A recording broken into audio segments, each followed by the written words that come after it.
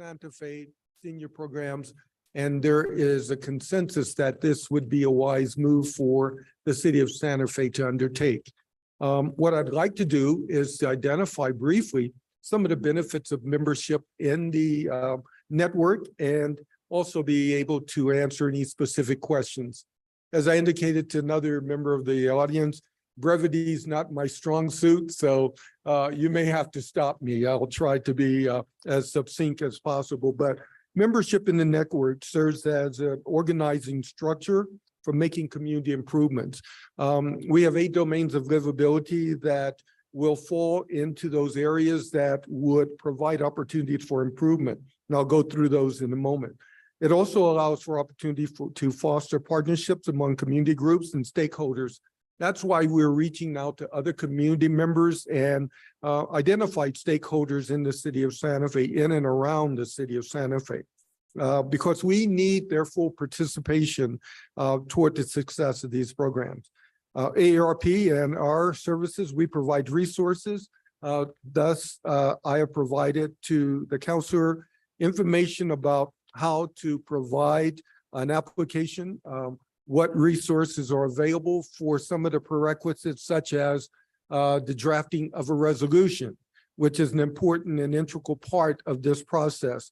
We provide other consultation in terms of how can a community, whichever entity it may fall under, develop a plan of action, which is one of the stages. We found also that membership provides leaders tools to access experts who can offer assistance through webinars. So if you're looking at specifics, such as AARP has a tool called the Livability Index, which allows for any zip code in the United States to be entered into a database, and it will identify the 8 domains and tell you where that community stands in terms of what has been identified as quality of life issues. So those resources are available to the city of Santa Fe should they choose to participate through the application process. I'll talk a little bit now about what the process is in itself. The enrollment process is one that requires an application be submitted, but before that application is submitted, we have to have a resolution. That resolution is typically signed by the senior-most person in the entity or the organization, in this case being City of Santa Fe. It is typically brought to the membership of the city council.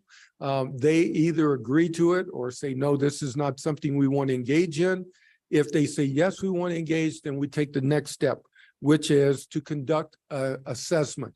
Now, as I stated briefly earlier, this is a 5-year at a minimum process. So there needs to be a commitment by government to allow for the resource provision to work this through that 5-year process. In the first year of the process, an assessment should be conducted. Now, I have in the state of New Mexico, our first community, our city that joined the network was Carlsbad. We also have 2 other cities that are participating in the program. That's Albuquerque and Las Cruces. In Carlsbad, they work with the Chamber of Commerce to lead the initiative.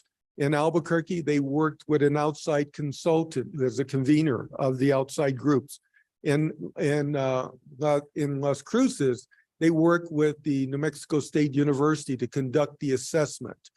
So that's up to the city to decide who they want to lead the initiative around the assessment tool. The assessment tool is identified as resource by which you gather information as to the desires of the community members. Once that determination is made and you prioritize what needs to be done in that 5-year scope of time, then an action plan is created in the 2nd year of participation. In the 3rd through the 5th year, you basically are able to implement that plan. And again, throughout the process, from application to the monitoring of the progress of the plan as submitted, AARP is there to assist you. We do not provide the resources that allow for setting up the committees and things. That's up to the city to do that, to identify who the partners will be. We will help to identify best practices, who may be available as a viable resource. So in that 5th year, we also ask for progress report be submitted to AARP National Office. Our national office is in Washington, D.C. So those are the steps. Now, let me identify for you the 8 domains. The 8 domains of livability as identified through AARP and the World Health Organization, or again, in this, not particularly in this order, but identified this way. Outdoor space and buildings, transportation, civic participation and employment, communications and information, respect and social inclusion, social participation, health services and community support, and finally, housing. So those are the 8 domains. And when I talked earlier about the livability index, those are delineated in terms of where Santa Fe currently sits in terms of that livability. Santa Fe currently, based upon my looking at that livability index, is right about 51 out of 100. So you're right in the middle. You're doing good, but there are some things in each of those domains that you can do. Now, the livability index is also a weighted process that allows for you as members of the participating group to place weight on those areas that you feel are most important or that maybe have the lowest hanging fruit. So you then look at typically cities and states that participate in these programs, they use an instrument which is your master plan. A lot of the things that are involved in this process under the 8 domains do fall within the master plan. We also call upon our partners, the American Heart Association, who are responsible for the conduct of the Smart Streets. So we work with individuals who are able to bring to that table resources. So under the Smart Streets, we are basically able to look at and do a needs assessment in terms of mobility. What we do for one, we do for all. So typically the feeling is that AARP is for old people. It's not. If we're improving the walkways, a person who is trying to ambulate with a walker or in a wheelchair receives the same benefits as a mother or father pushing a stroller. So what we do for one, we do for all. That livability index allows for you to look at where are your priorities, devote the attention through a weighted process, and then identify groups that will lead each of those 8 domains. And that's basically an overview. So I know I may be going a little long, but I stand for any questions and I appreciate the opportunity. Thank you, Mr. Williams. All right, do we have any questions or comments from committee members? Councilor Villarreal. Thank you, Madam Chair, and thank you, Mr. Williams, for presenting to us.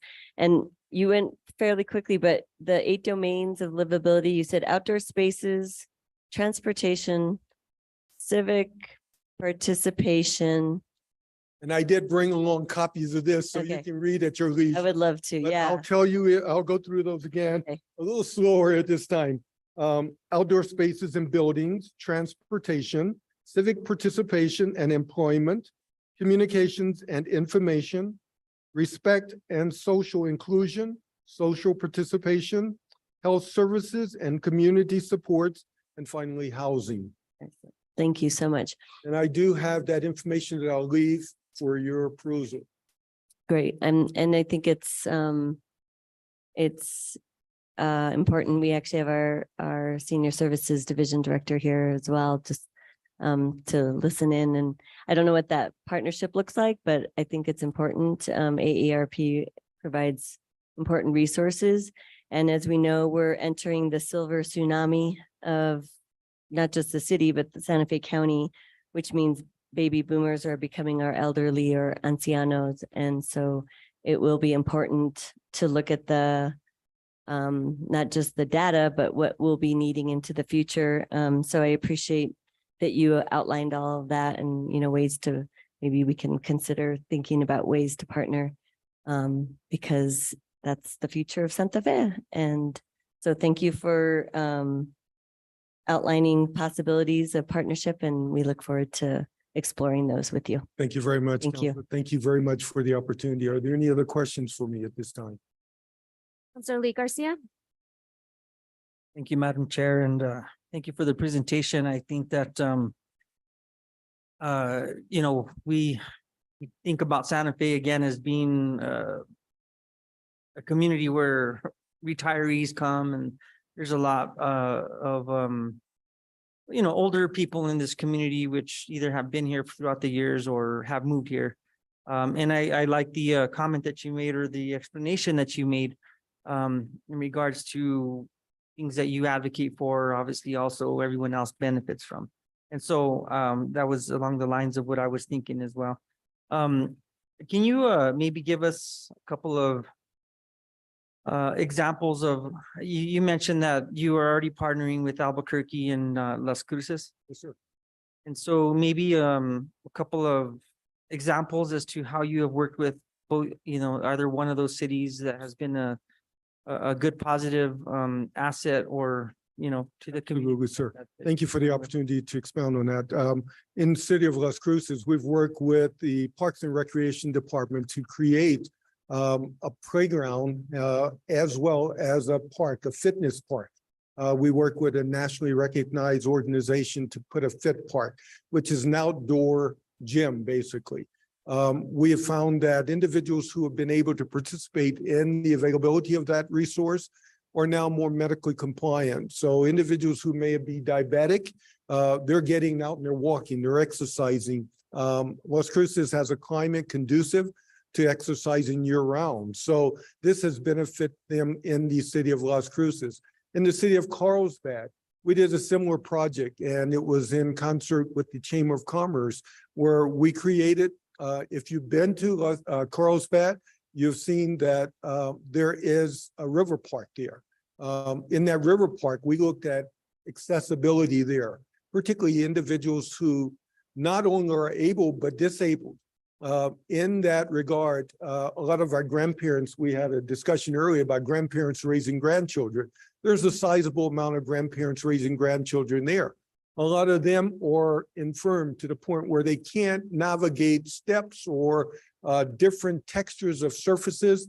We worked with them to make sure that they were able to put into place a park that's wheelchair accessible. So one can roll their wheelchair right onto equipment, and they get the same benefit as anyone who is able-bodied in terms of that. In terms of housing, we've worked on how can we provide accessibility to housing. We're looking at things such as the excise tax that's being considered. I met with individuals, as I said, with the Chamber of Commerce, and that was one of their first questions. Well, how are you going to utilize, how are we going to use some of the resources that are available through AARP? Well, we've got wonderful resources around housing and all the 8 domains for that matter that we can share. And that's what we did with each of those 3 communities. We shared the resources so that they would not have to recreate the wheel. They would be able to look at best practices. Now, one thing I was remiss in not identifying is that there are 786 communities in the United States currently. So what we are able to do for communities such as Las Cruces, Carlsbad, and Albuquerque is to draw upon those resources of similarly situated communities and identify best practices. So we would be able to do that in each of those communities and equally be able to do so here in Santa Fe. Around civic engagement, working with the communities, senior programs, the state departments, we're able to develop programming that emanates from those entities that engage people. One of the big issues that we're faced with, sir, is social isolation. Depression and social isolation. So by engaging individuals, providing opportunities for them to engage, that enhances the quality of life. We've been able to address the issue of food deserts by arranging for opportunities for organizations to come in and provide programs for seniors. So we work in a variety of different capacities, and I'll be more than willing to have a sidebar conversation with you. And if you've got specific needs that you're interested in, I'll talk and I'll do the research. We have available to us through AARP, the Public Policy Institute, which is our research arm. If we have a subject matter that we're interested in this case, if you're interested in, we can ask for their assistance. Data can be created to support whatever position we're taking on that matter. Thank you for the examples there. And, I think that best practices and things that work, and obviously probably having some experience in things that don't work is probably a really good, good information to have. And so, yeah, what is a partnership with the city of Santa Fe and and AARP look like? And A partnership would be, as I said earlier, we would be the convener. So we would supply in this case, and you want to talk to that issue, Madam Chair?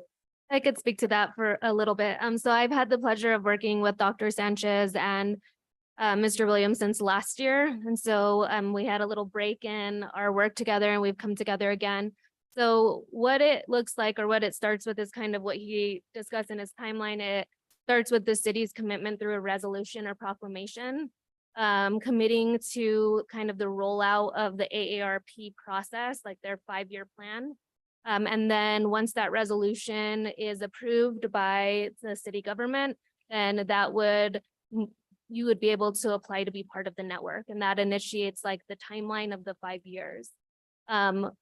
You know, I think what's difficult with any city government these days is just staff shortages. And that's probably the biggest challenge in this process, because it would require staff commitment.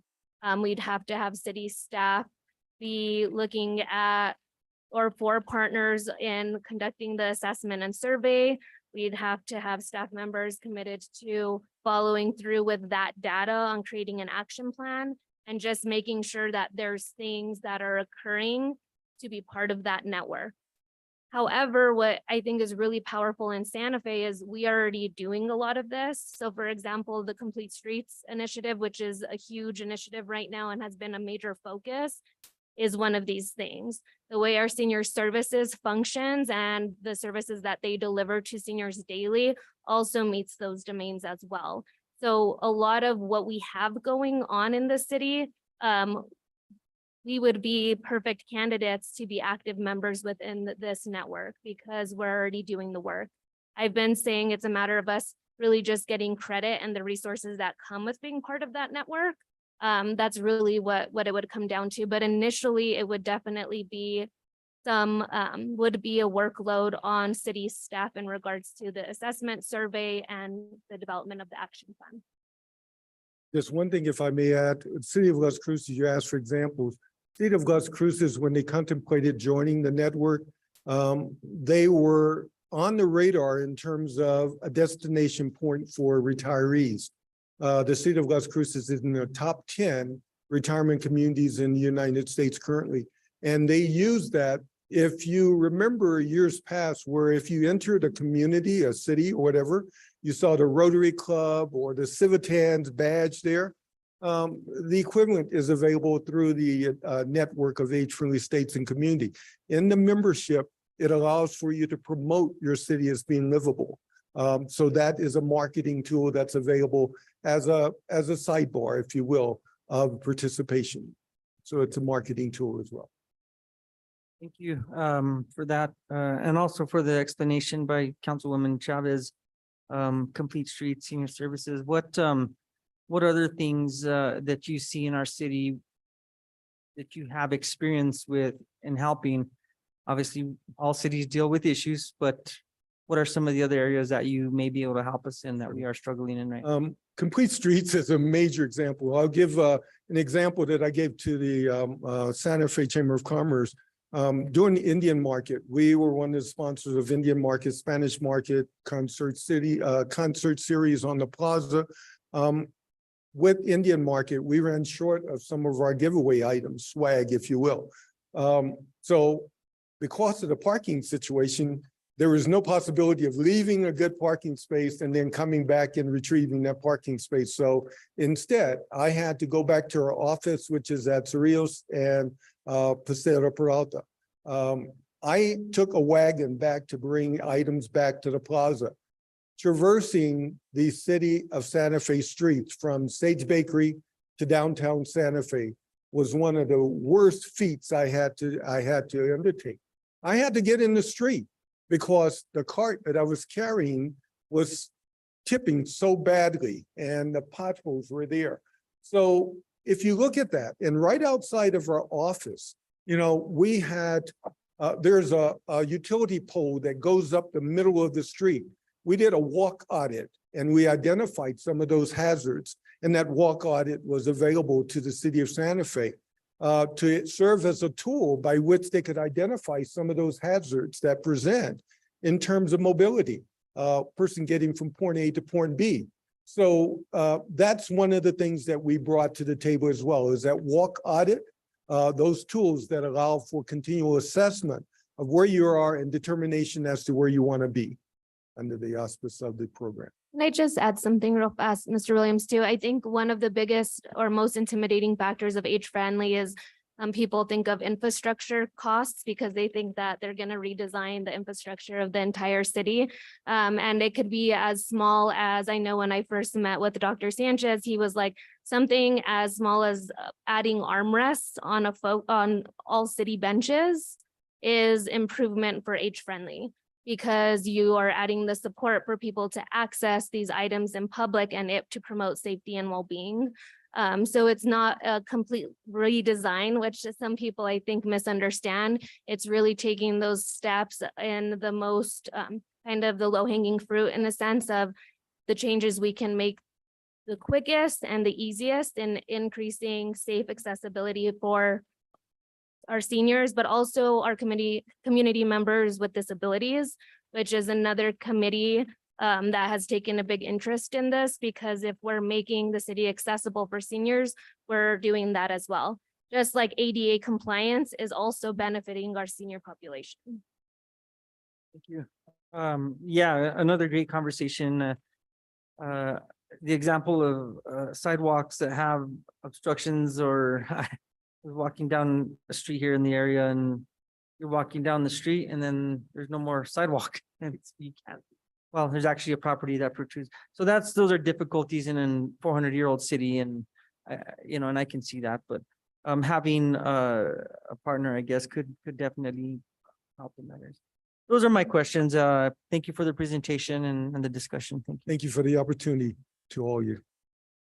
Thank you, Mr. Williams.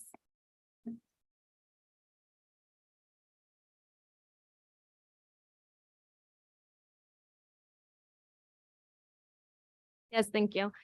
All right, so our next presentation this evening is going to be overview of the Santa Fe Children's Museum, and we have Hannah Hausman, if I'm saying that right. Okay, great. Thank you. Welcome, Hannah.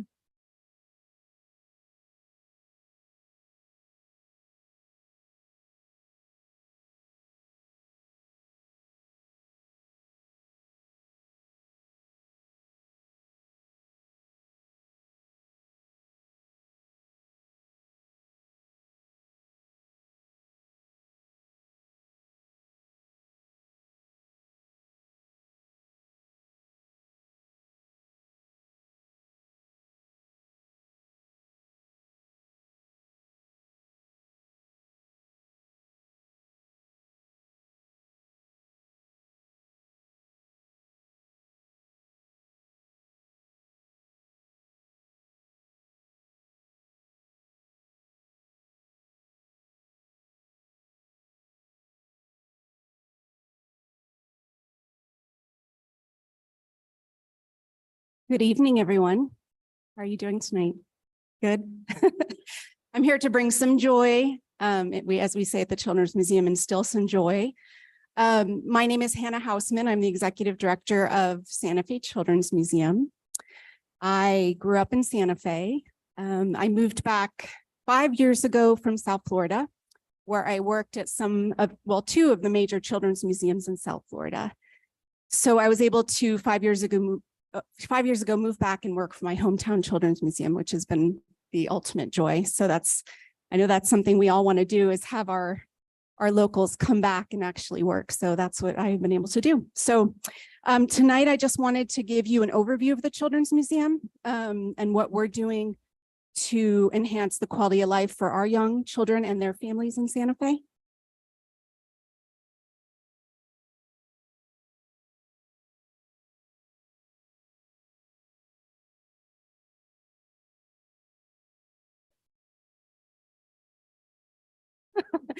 So just taking a glimpse into the past, the Santa Fe Children's Museum, for those of you that don't know, is getting close to our 40th birthday. We were founded in 1985, and we opened our doors on Old Pecos Trail in 1989. That picture I love. It's from an old pet parade where we were marching together.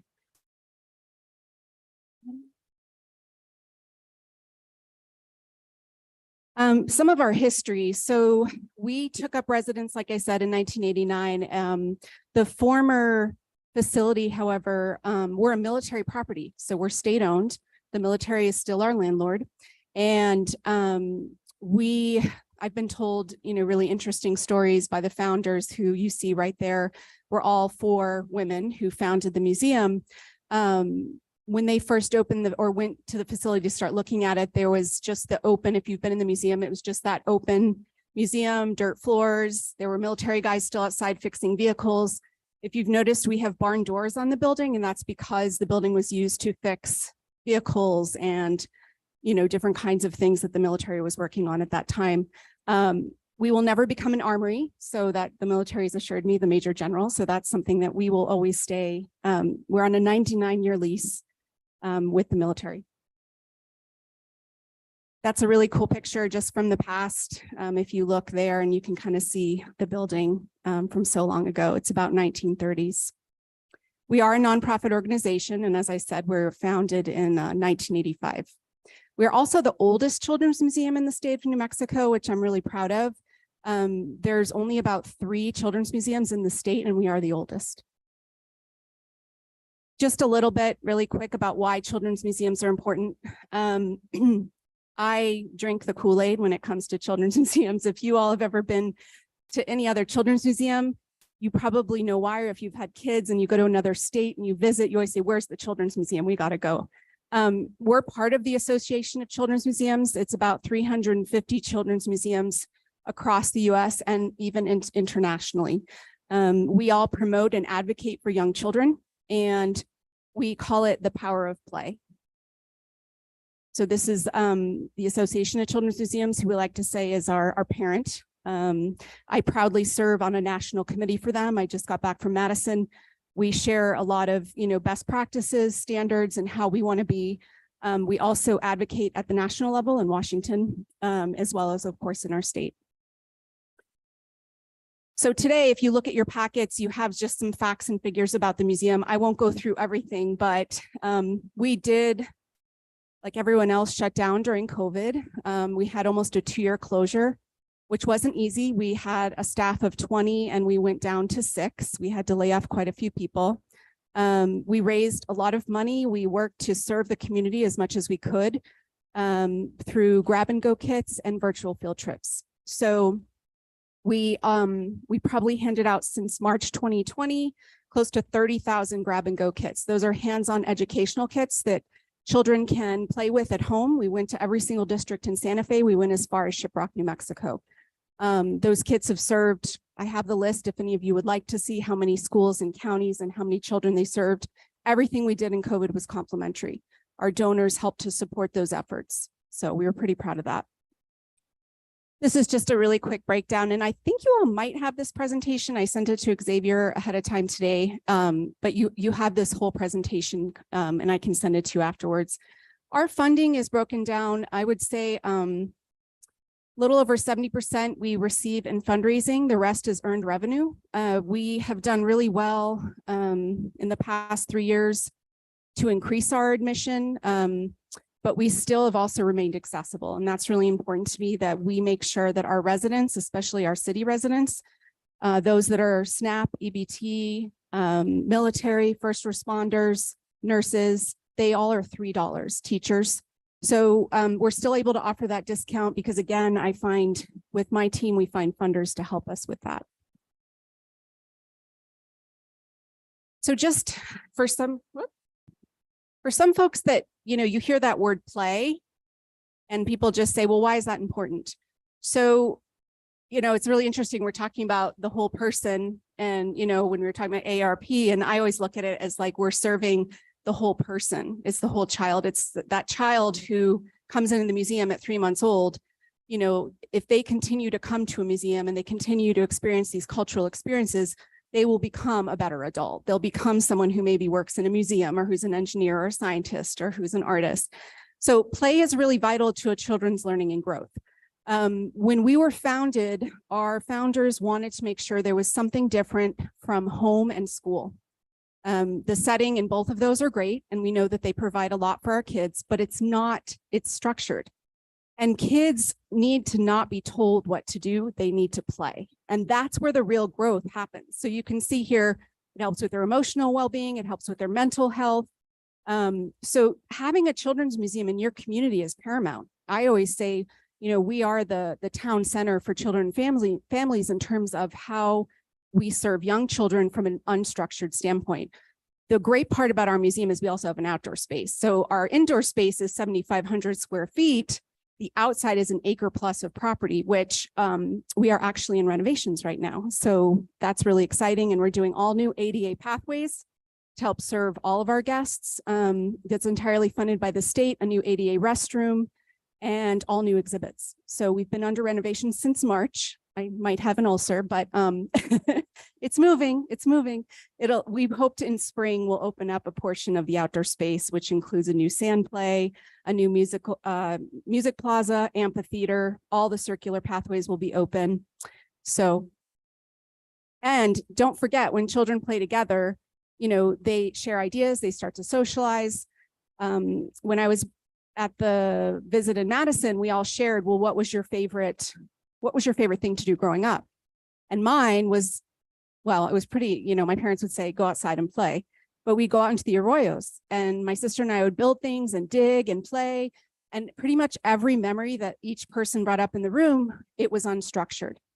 So there's something to be said about that, whether you're building a tree house or you're digging in the dirt, or you're just staring up at the sky, or you're lying in the grass. All of these things are really important for our kids and to be together and do it.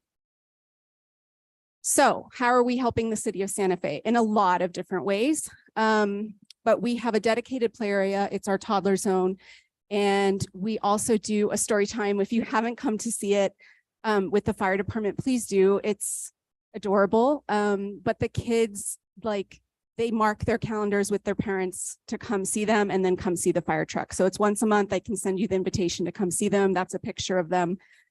We also were lucky enough during COVID, we adopted some playhouses and one of them is a fire department. And so I went ahead and had a designer, so it says Santa Fe Fire Department on it. So we branded it as such because we were like, it has to be Santa Fe's fire department.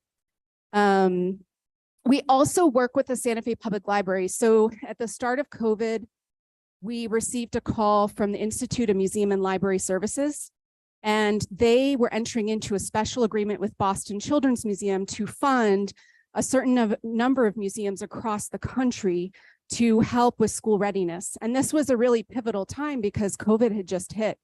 And so, you know, we said to them, we would love to participate, but what can we do? I mean, how are we going to be able to serve these kids? They had a number of consultants that worked with us in the library. So we teamed up. We have a lot of great, you know, reports. If you're ever interested in seeing all of the presentations we did, at first, a lot of the librarians in the museum, we had Mississippi, North Carolina, Santa Fe. The Institute of Museum and Library Services chose us because they saw us as an area of low opportunity for young children 0 to 5. We all got together and started figuring out ways we could better partner because museums and libraries are catalysts. They are definitely have a lot of similarities, and that's why you often even see a children's museum with a library inside it. They really work well together. So I'm very proud to say that we still partner. We I went to the Brindle Foundation and they funded a position that is shared between the Santa Fe Public Library and the museum. That position visits the library once a week. She's our early childhood educator. She provides story time. We call it pajama story time so the kids can come. Those programs were created not in a vacuum. We did several focus groups, bilingual and English. We met with a group of immigrant mothers on the South Side and we spoke to them and we asked, what would you like to see? A lot of them let us know that sometimes they just aren't allowed to leave the house. They also said, I don't have a car. Or I'm working so many jobs, by the time 6 o'clock hits, the museum is closed. I can't go to the museum. So we came up with a strategy at the library to have late night programming to, you know, we're still working on this. So we continue to do focus groups to work with, there we go, to work with these families because it's really important to me that the museum doesn't tell the community what they want. The community needs to tell us what they would like to see.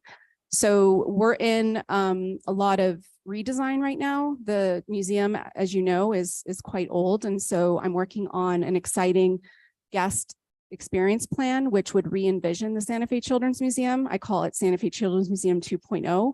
But before that happens, we hire a consultant to go out into the community for 6 months to find out what does that mean? What kind of museum does this community, I would love for them, they'll come and talk to the city. They'll come and talk to our donors. They'll come and talk to the families.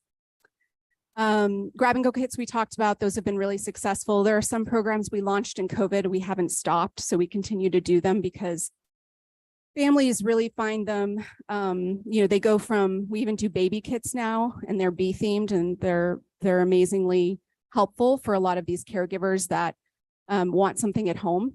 And those have word books, they're bilingual. We have 2 licensed teachers at the museum, and so they help us to create the curriculum for those. The Van of Enchantment, if you've passed by the museum lately, you might see the van there, or you've seen a few articles. The Rotary funded, as part of their centennial, they actually funded the museum $250,000 to fund our van and also a new amphitheater for the museum. So they really stepped up, and they've been an amazing partner for us as well. Community access. So we mentioned, I have the numbers, and I'm going to show you in a minute how many we've actually served, but you can kind of see some numbers. Again, it's really important to me that we're providing access to northern New Mexico. So we serve all of our city, but then I also look at 100-mile radius, and we try to serve within northern New Mexico, all those families, because we know that a lot of these families are in rural and tribal areas, so they're not getting to the museum or accessing these materials at all, or this type of education. This is just a handful of our partners. I would say probably we have over 100 at this point. We work with a lot of local partners for our weekly programs. We are out and about at outreaches. I'm really proud of our partnerships. So I'm going to try to play this video.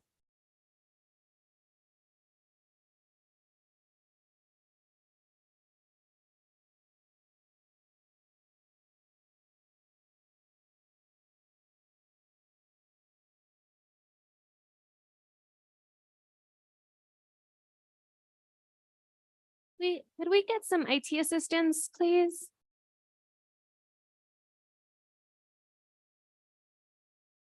Thank you.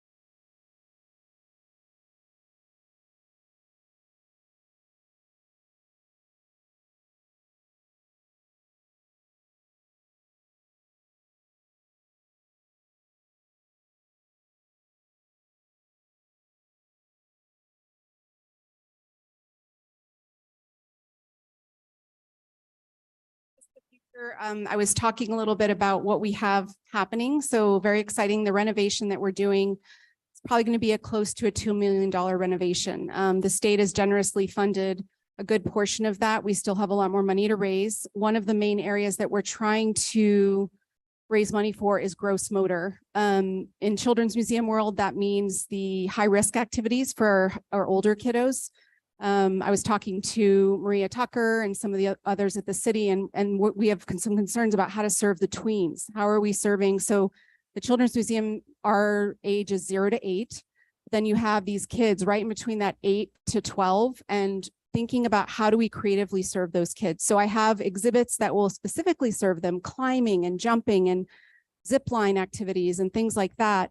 But at the same time, not everyone gets a chance to come to the museum. So I was talking to the library and others about how do we possibly, and this was a conversation we had pre-COVID with the mayor, but how do we open up a satellite, even if it's a pop-up in the mall, if it's a pop-up at, a city space, how do we do a late night 3-day-a-week program for those kids, or even for the younger ones?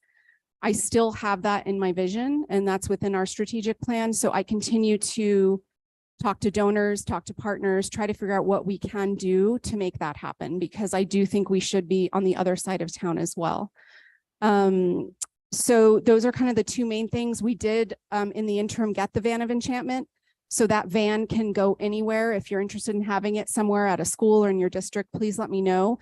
It goes out in about 100-mile radius. It provides our planetarium, which is really popular it's called Stargazer.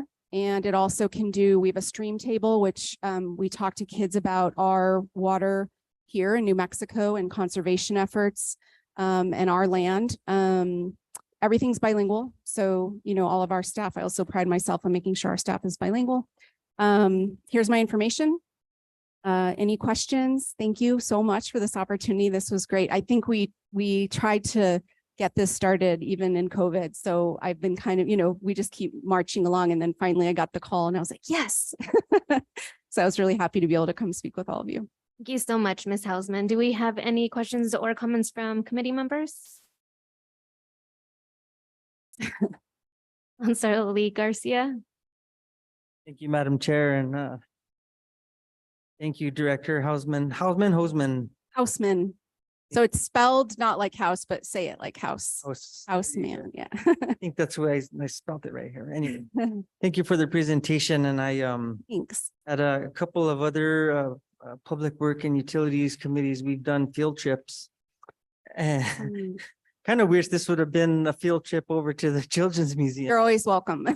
I think I was probably the champion of making the big bubbles last the longest and the biggest. So You're going to like our new exhibit because we're bringing back the bubble that you bring over you. So if some of you remember as a kid, that was the bubble tire exhibit, which got decommissioned and now is going to make a debut in the new year. So Nice. Exciting. Yeah. tires right in my alleyway. Get all the counselors to come and say, who's doing the biggest bubble? We'll have a bubble contest. I remember that one as well. I just a shout out to my wife because she spent a heck of a lot of time there with our kids when they were younger, and definitely an asset to our community. I just kudos to you and what you're doing, expanding the museum and just making it even more available, as you mentioned, to maybe tweens Thank you. in the future and things of that nature. It doesn't come without a lot of community support and not just monetarily, but even just people out there talking about it. And then that gets others to go in and see what an asset we have for our community. And yeah, maybe we can build another one over on the south side of town as well. Yeah, that's in my dream. So thank you. Anyway, thank you for the presentation and I appreciate it. It was my pleasure. Any Any other questions? committee members? Councilwoman Villarreal. Thank you, Madam Chair. Thank you, Hannah, for your work, and it's great to meet you in person. I think we've corresponded a bit on email, but I've never met you in person. So Thank you for your help with Move for the Museum. You're That was our fundraiser and we hosted it at Alto. And so you helped us. So thank you. I wish I would have been able to be there, but I had a family loss at that time. So, but I'm excited. I hope that was a great fundraiser. And I know this, doing capital projects takes so much work. But I think that this will be worth it, to have, the 2.0 that you talk about. And, I also want to thank you for making the museum and activities accessible. That was something that growing up and hearing from community members that it wasn't affordable and programming wasn't affordable.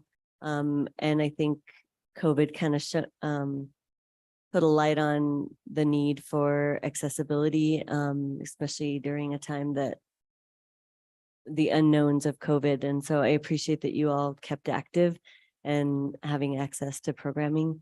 And so I'm just excited to hear or see more about like Thank how you. the renovation will work and accessibility in different age groups.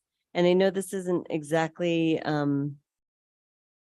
part of like the connection, but I'm sure you see the connection. I'm curious if you see a role the Children's Museum will play in partnership with the new teen center.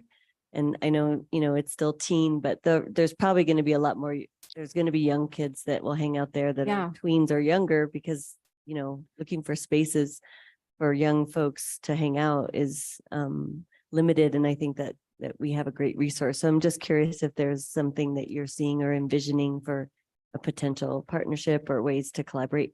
That's a great question.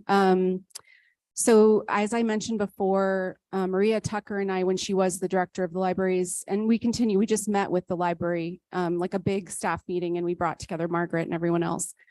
And we talked about, I even have an idea to bring some temporary exhibits to the community room in the library. I think that it's an underutilized space. And so if the Children's Museum could have the ability to take over that space with exhibits and possibly partner, obviously, with the library on it, there's just some interesting ways I think we can bridge that divide.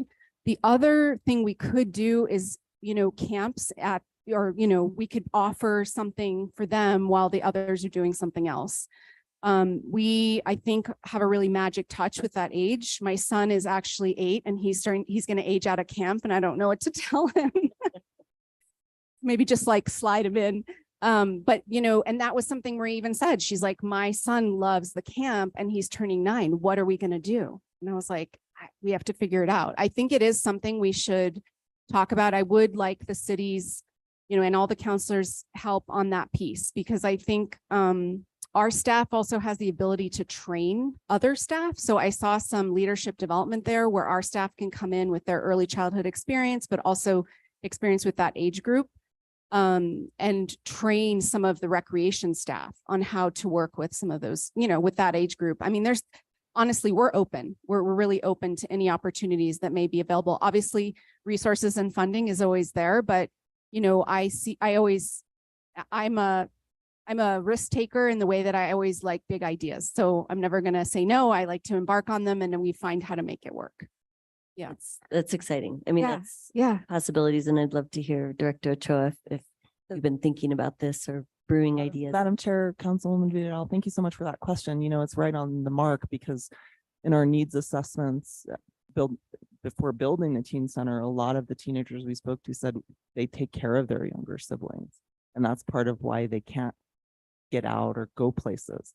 So we're definitely thinking about that. And I think one of the most exciting things, as a parent, I'm a complete fan of the Children's Museum, but I'm also just so thrilled at the partnership that Maria Sanchez Tucker and the libraries and the fire department have formed with Director Houseman, because they're so creative. They're coming up with these ideas all the time, always with the community front and center, hearing from people about what they need. So that's a really, when we said at the teen center opening that this is a campus, we really meant it. There's a lot of opportunity. We can spend a lot of time outdoors. We're lucky, not fully, but we can make a lot of use of that outdoor space as well as even indoor in the library if we get the right programming. And so we're definitely working on that actively. To hear, yeah, I Thank see you. possibilities. Obviously, we're still building up the We- programming and hours, and you're also. I think we have one of the best camps in town because we offer a lot of educational experiences. There's a lot of take home. We could do camp there. I mean, with expanding, and there's ways to do, we just did with a partner, we did like a childcare night on Friday. So the kids were in the museum classroom, the adults were out in the museum being able to focus on what they needed to do. We have an outdoor classroom there, so they were just having a ball. And we did it 5 to, gosh, we even had a 12-year-old in there. So what our staff does is they put kids in pods. You know, they really understand you're not going to put the 12-year-old with the 5-year-old unless they are mentoring and taking care of them, which we do. We have a lot of teens that work in our mentorship program and do that, just that. And that was also my other idea, is we could help with that program because we do a full training with our teens to create leaders. They receive a stipend every week. They work in our camps 6 to 8 weeks. A lot of them come from the zip codes of 87507 and 508. These kids, you know, so we even had 2 foster teens in our program last year. So there's just all sorts of ways we can really, you know, work. It's such a nice alignment. Like I was even thinking with AARP, and I'm like, the grandparents, you know, we just had a group over there the other night, grandparents raising, you know, grandkids. And so we're a very neutral space. And that's what I think is also really valuable for a city, because it's hard. You know, we have lots going on in our city, and to find a space where everyone can be neutral and just enjoy watching their kids play and their family members play. And that's, to me, is really valuable. Yeah, I see the advantage for everybody having a children's museum, especially for parents and grandparents. So, and I also think your summer programs are highly sought out, and so the spaces, it's hard to get in. It's what I've heard. I don't have kids, but I've heard it's hard to get in. So I'm even talking to CCA to try to see if I can rent some space. They've had their ups and downs with sort of their space lately, but I'm wondering if the current tenant in the gallery would rent us some space for the summer, because if they did, then we could expand even further. And I say that to parents, like, I want to serve more kids. I've even looked at the church next door. We could do like a satellite over there. So any of those, yeah, I mean, ways that we could expand our camp program, I think would be crucial, because we sell out in 12 hours. And that's every spot for every week for 8 weeks. And then I have people calling me like, oh no, we don't have enough childcare. We don't have enough places kids can go where parents feel they're safe and taken care of. I heard the city is doing an amazing job. So when I did say, oh, my son's aging out, and I had others like, oh, take him to the city's doing an amazing job with their camps. So kudos. But yeah, there's just not enough. There's not enough spots for our kids. We hear that a lot. I hear that from my friends who have kids, that there's just limitations for summer programming. And the city is one of them, and yours is one of them, and there's all these others, Yeah. but there's a lot that are also not affordable. So yeah, I'm just, you know, hoping that we can figure out synergies, that we can find ways to support more programming, especially on the south side, because that's where most of the kids live. Well, something creative we did in Miami, and it worked really well, and it was funded through the Children's Trust, which is the transportation tax, but we were fully contracted to run the after-school programming at 3 different schools in Overtown, which is an underserved area of Miami. And that, you know, was fully staffed, but it was a really high quality after-school program for those kids. And so I think they're still doing it to this day.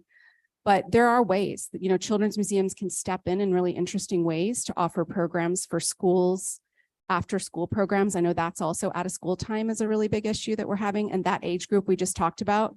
So maybe the others are at teen center, but those kids don't have somewhere to go. Maybe it is in an aftercare program at one of the schools, but we're open. It's exciting. Any possibilities Wonderful. for collaboration. So best of luck for Thank your you. capital campaign, and we Thank look you. forward to, as adults as well, to do more bubble activities. Maybe always that would be gotta a better way Have more to- bubbles. to get us all together. Instead of cowbell, you got to have more bubbles. right? Yes. Thank you so much, Hannah. All right. Thank you. And I just have a few comments and questions. I am glad that Counselor Villarreal mentioned just the opportunity with the teen center. My son is 11. And he said to me, I took him to the grand opening, and he was like, well, can I have a preview?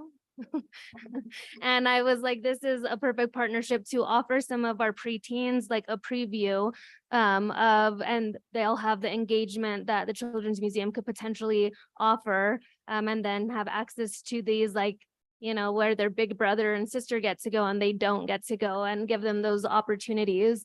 And I see like just different things. I know YMCA and Boys and Girls Club partner with Santa Fe Public Schools for after-school programming in schools. The other teen center that my son's always trying to sneak into and getting kicked out of is the one at the mall. And I Yeah. know the Boys and Girls Club would be really willing to have specific days, I'm sure too, where they can Yeah. just allow for that age group to have access to interact and engage. And it's really important, being in education, that age is the age where they're like finding their identity and changing and they don't even know themselves for a brief second. So it's just very bizarre. And they could use that support. So there's just so many opportunities and I would love to see us really being intentional. It sounds like it's happening, which is really exciting in creating some opportunity for our preteens and you being a partner since you Yeah. offer that It's component of super engagement. critical. You're right. And what I would say too, which is really popular with that age is our STEM programs. And we do a lot within that realm. We have a STEM educator. So this year I expanded our education department to have a generalist, a STEM educator and early childhood. So we have specific educators working on specific, tasks, which I think is really important. But Carlos, he's, from Clovis, he's bilingual. He's this year been designated a NASA solar system ambassador for the state, which is like really prestigious, but that was his major and kids really connect with him. So he comes in and brings the Discovery Dish, which is the 10-foot planetarium. And it's not just the sky. He'll take them to the ocean. The other day I heard them, they were really loud. So I opened the door. He had them on a roller coaster, but he tries to give them all different types of experiences also. And I just think that's important, again, that they need that unstructured time too, just to be kids, even though they're 11, like you said, they're in that weird, am I an adult? Am I a kid? What am I? So we're happy to help. We're here as a community resource.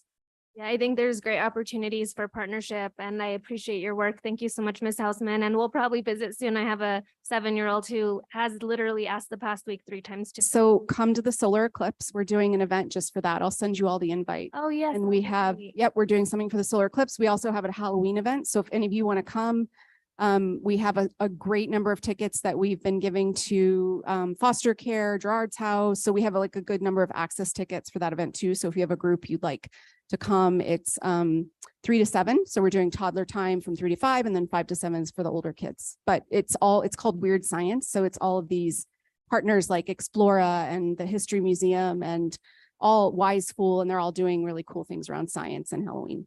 So Thank you. Yeah. I've talked enough. I look Sorry. forward to the invite. Thank you for your work again. Thank I you. appreciate all you do. Counselor, if I may. Yes, Um, Sir Just Leaguer. one last Yeah. comment. I'd like to plug the Rotary Club and Pancakes on the Plaza because I know they know. were a big, many of the proceeds that they collected this year. So whoever supported Pancakes on the Plaza and the Rotary Club, you received quite a bit of money.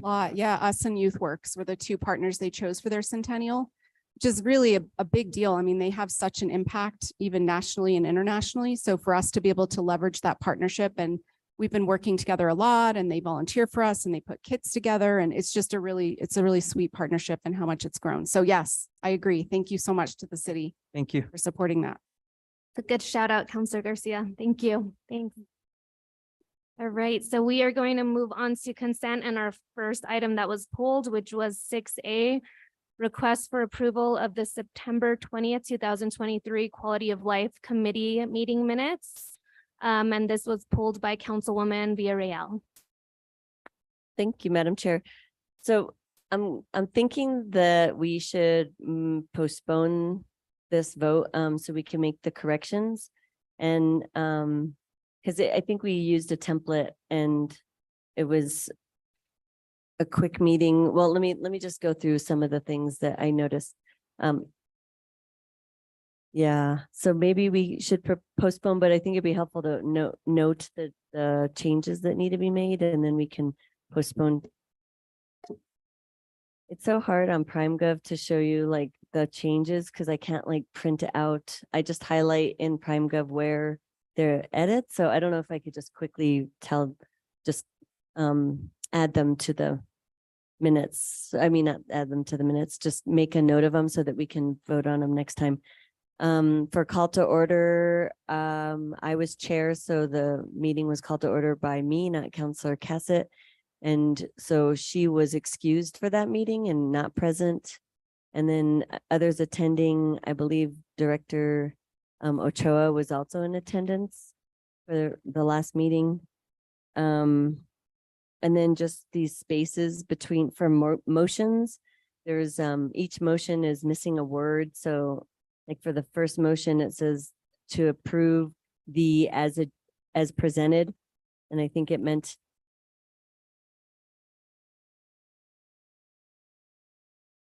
and so it says it should say like approve the agenda as presented.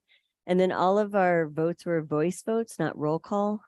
So we probably, if we could tweak that. And then also for all the votes, it includes Counselor Cassett. And so we need to take her out of all of those. And then just for all the motions and the votes, we just have to correct those.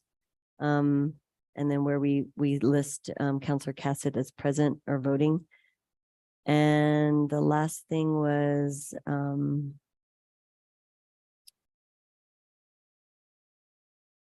under matters from staff, it said there being no further business that the meeting adjourned, and I think that needs to be moved down, which it actually says that under adjournment, but I don't know if we need to put under matters from staff, no matters from staff or committee members, or just leave it blanks, because I don't know if we need to say it there. I think the adjournment and no further business language will be where it is right now and under adjourn instead of under matters from staff. So those are the changes that I see need to be made. And so I'll make a motion to postpone until the next quality of life meeting. We have a motion and a second to postpone. Could I get a roll call vote, please?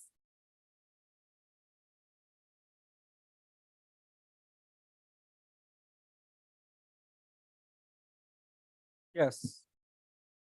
Yes. Yes. Yes. Thank you. So moving on to our next item, pulled from consent is item 6C.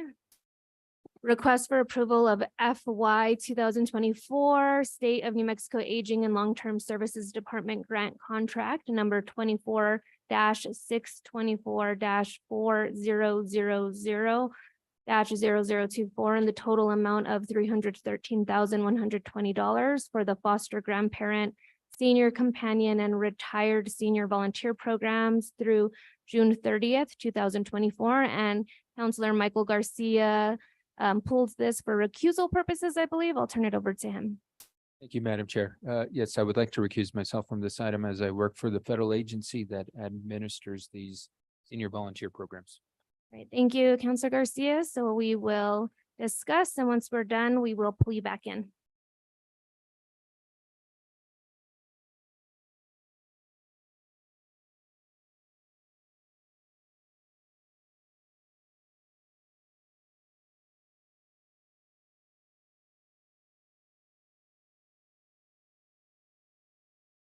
Any discussion on this item? Do I have a motion? Second. Right, I have a motion and a second. Can I get a roll call vote, please? Yes. Yes. Yes, motion passes. All right, I'm gonna pull Counselor Garcia back.